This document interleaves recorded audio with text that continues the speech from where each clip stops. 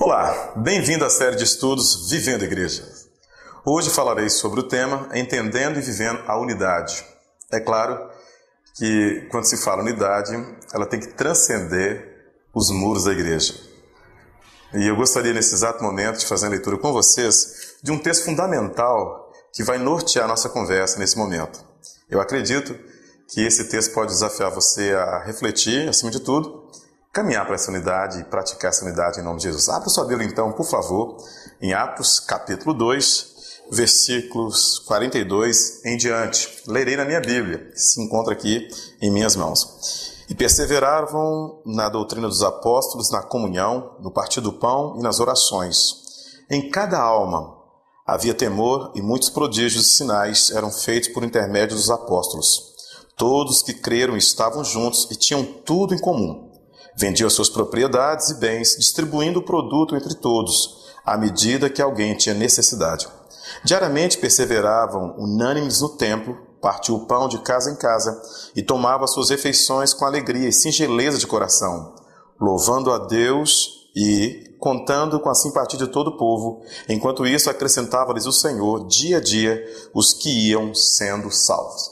Vamos orar, pedindo a bênção do Senhor sobre sua vida, sobre esse momento de reflexão, quando você se reúne para estudar a Palavra de Deus. Pai, muito obrigado porque nós encontramos na Palavra do Senhor instruções quanto à vida em unidade. E nós queremos aprender, queremos viver a igreja, queremos praticar a unidade.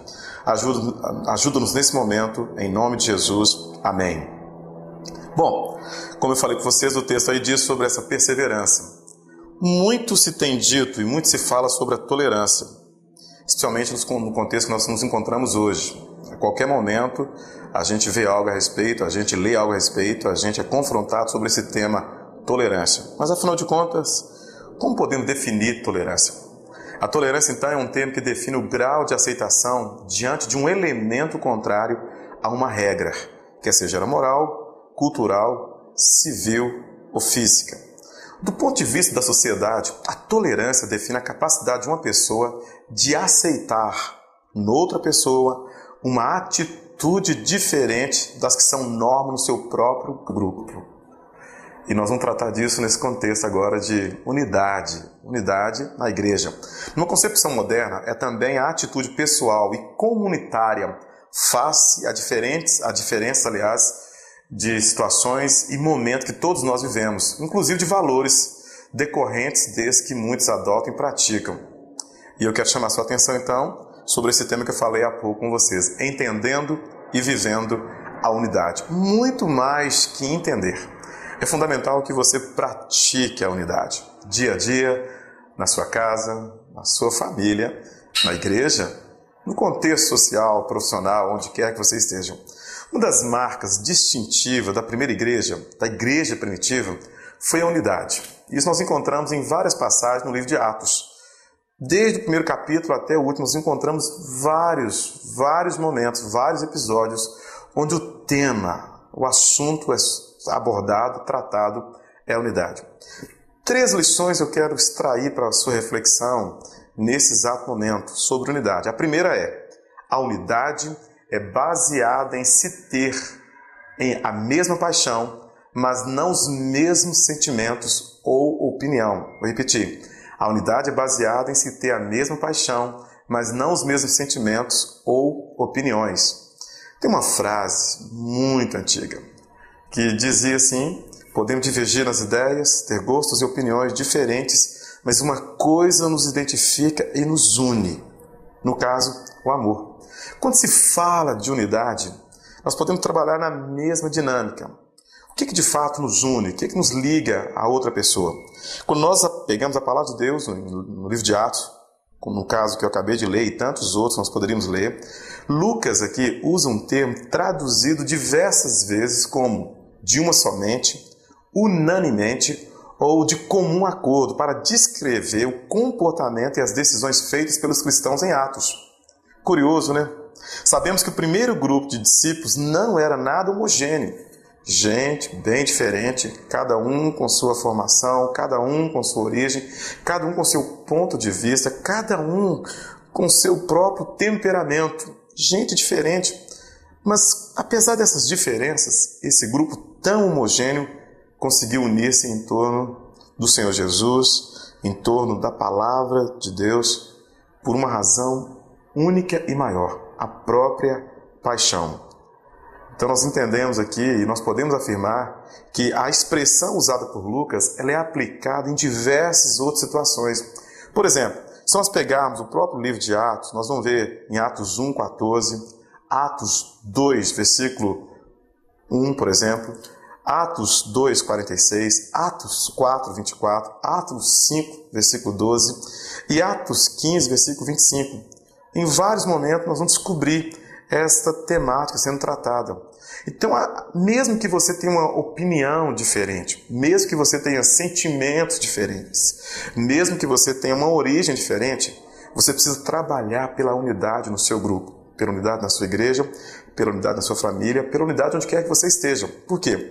A unidade é baseada em se ter a mesma paixão, mas não os mesmos sentimentos ou opiniões. O que nos impulsiona? Uma paixão por Deus, uma paixão pela palavra de Deus, uma paixão pelo povo que Deus tanto ama, uma paixão pelo próximo. A despeito das pequenas divergências, nós podemos então trabalhar a unidade por causa dessa paixão comum, vertical, que se manifesta horizontalmente para a glória de Deus. O segundo ponto que eu quero enfatizar para você nesse exato momento é o seguinte: unidade não implica em abrigar diversidade de credos, mas diversidade de pessoas. Preste atenção nisso. Vários teólogos falam da igreja do primeiro século como uma unidade na diversidade. Tantas coisas diferentes e, aos olhos de alguns, até mesmo divergentes. Possivelmente, alguns credos, até complicados, que foram rejeitados. Mas, a despeito dessas diferenças, ou dessa diversidade, nós encontramos na igreja do primeiro século esta unidade. Por que essa unidade foi perceptível? Por que nós encontramos isso lá? Porque a unidade não implica abrigar diversidade de credos, mas diversidade de pessoas. Esse povo, esse grupo de discípulos, essa igreja tinha algo em comum. Eles estavam preocupados em trazer mais e mais e mais pessoas para essa comunhão com o Pai, para essa comunhão com os irmãos. Uma pergunta para você refletir: qual a diferença entre unidade e uniformidade? Uma pergunta que tem uma resposta muito óbvia, né? Uniformidade dá a ideia daquele negócio padronizado, algo que nos remete a essa palavra é justamente a questão que nós vivemos na China passada, por exemplo. Mas uma terceira verdade que eu quero enfatizar para vocês é a seguinte: a unidade vem de fora e não de nós mesmos. Preste atenção. Quando nós abrimos a palavra de Deus em Atos 2, nós encontramos esse texto que nós acabamos de ler falando dessa unidade. Apesar de sempre pensarmos em Atos 2, como eu li, quando falamos de unidade da igreja, o capítulo 15, então, remete a uma história que poderia trazer problemas e ameaças a essa unidade trabalhada pelos irmãos. Mas apesar da divergência de opiniões, o assunto foi decidido de forma que todos foram edificados sem prejuízo para o Evangelho. Por quê? Porque a unidade, ela não pode vir em hipótese alguma de fora, ela tem que vir de nós mesmos. Nós precisamos trabalhar por essa unidade, custe o que custar. Eu quero então fazer uma aplicação na sua vida, já que nós falamos desses três assuntos em cima de um grande tema, né? Entendendo e vivendo a unidade. A unidade é baseada em se ter a mesma paixão, mas não os mesmos sentimentos ou opiniões. A unidade não implica em abrigar diversidade de credos, mas diversidade de pessoas. E, finalmente, a unidade vem de fora e não de nós mesmos. Diante do ensino bíblico sobre unidade, como podemos entender e praticar a tolerância dentro da comunidade? Dentro da sua própria igreja, da sua família, ou de um grupo onde você se reúne com outros irmãos ou não? Qual é o maior gerador de intolerância e divisão hoje na igreja? E qual seria a atitude correta? O meu desejo é que você atente para essa realidade e que você possa, de fato, viver a igreja, acima de tudo, entendendo e vivendo a unidade. Que Deus te abençoe, em nome de Jesus.